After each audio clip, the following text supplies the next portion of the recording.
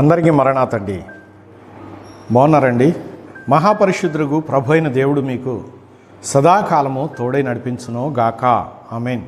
ప్రియమైన స్నేహితులారా, దేవుడు మనకు తోడై ఉన్నాడు.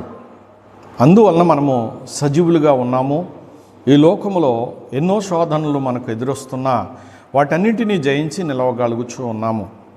ప్రియమైన స్నేహితులారా, లేఖనమును బట్టి ప్రభును మహిమపరుస్తూ ఈ యొక్క ఆశీర్వాదాలను మనం అన్వయించుకుంటూ ప్రభుని కనపరుచుకుందాము. ప్రియ స్నేహితులారా, ఆదికాండములో నుంచి మనం చూస్తే 21వ అధ్యాయము మరి మనము గమనించినట్లయితే 22వ వచనములో మరి దేవుడు తన కార్యాలను గురించి ఈ రీతిగా వ్రాయించినట్లుగా కనబడుతుంది.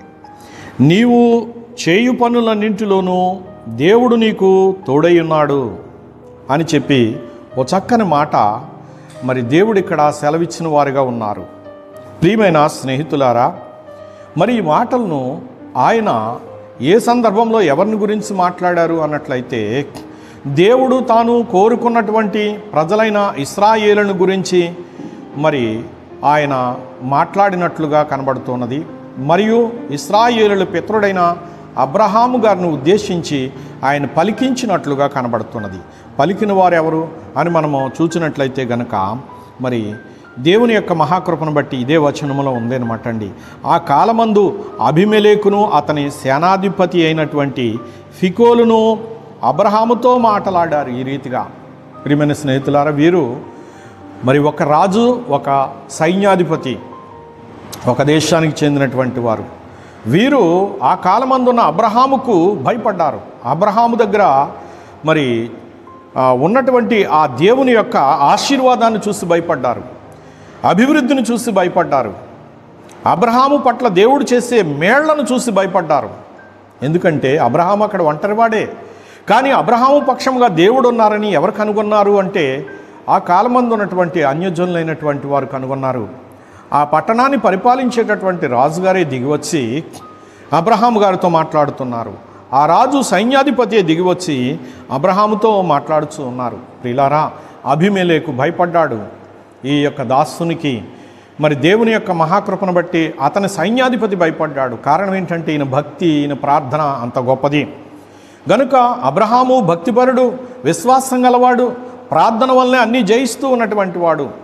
ప్రార్థన రాజులను జయిస్తుంది, ప్రార్థన సైన్యాధిపతులను జయిస్తుంది, సైన్యాలను జయిస్తుంది.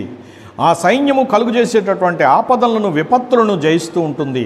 ప్రియమైన స్నేహితులారా, అందుకే ఈ కార్యాలన్నీ చూసినటువంటి అబీమెలెకు తన సైన్యాధిపతితో కలిసి వచ్చి అబ్రహాము గారితో మాట్లాడుతూ ఉన్నారు.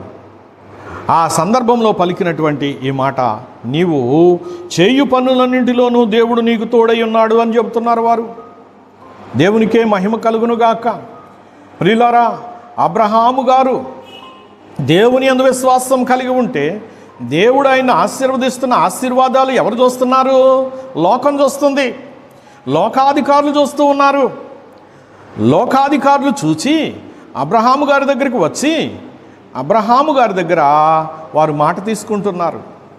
మరి నీ వలన మాకు కానీ మా పుత్రపౌత్రాదులకు కానీ హాని కలగకూడనట్లుగా నీవు మాకు మాట, నీవు మమ్మల్ని ఆశీర్వదించాలి కానీ హాని చేయకూడదు అని వారు ఆయన దగ్గర మాట తీసుకుంటున్నారు. కారణము దేవుడు నీకు తోడై ఉన్నాడు, నిన్ను అభివృద్ధి పరుస్తూ ఉన్నాడు అని చెబుతూ ఉన్నారు.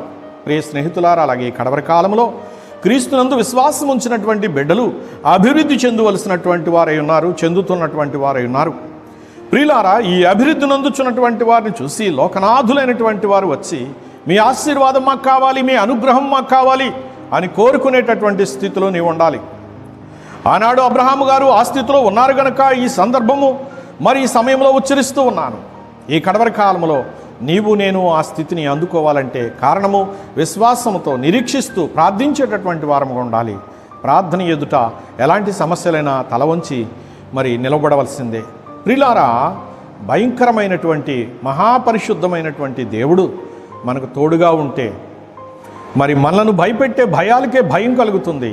అట్టి దీవెన ప్రభువు మన అందరికీ ప్రసాదిస్తూ మనను, మన దేశాన్ని కాపాడుతూ నిరంతరము ఫలింప చేయును గాక.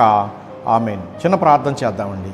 మహాపరిశుద్ధుడ, మా ప్రాణనాథుడ, సృష్టికర్త నీకు స్తోత్రములు. ఇదిగో ప్రభువా, ఈ మనవిని అంగీకరించి నా ప్రభు ఈ మనవిలో ఉచ్చరించిన మాటల యందు నీ ఆశీర్వాదములు నిండుగా ఉంచి ప్రతి కుటుంబమునకు ప్రతి బిడ్డకును నిరంతరము ప్రసాదిస్తూ ఉద్ధరించి వృద్ధినించి వర్ధల చేయమని మేఘమెక్కు పర్యంతం నడిపించుమని ప్రభును రక్షకుడగు యేసుక్రీస్తు వారి పేరట వినయంతో వేడుకుంటున్నాను పరమ తండ్రి.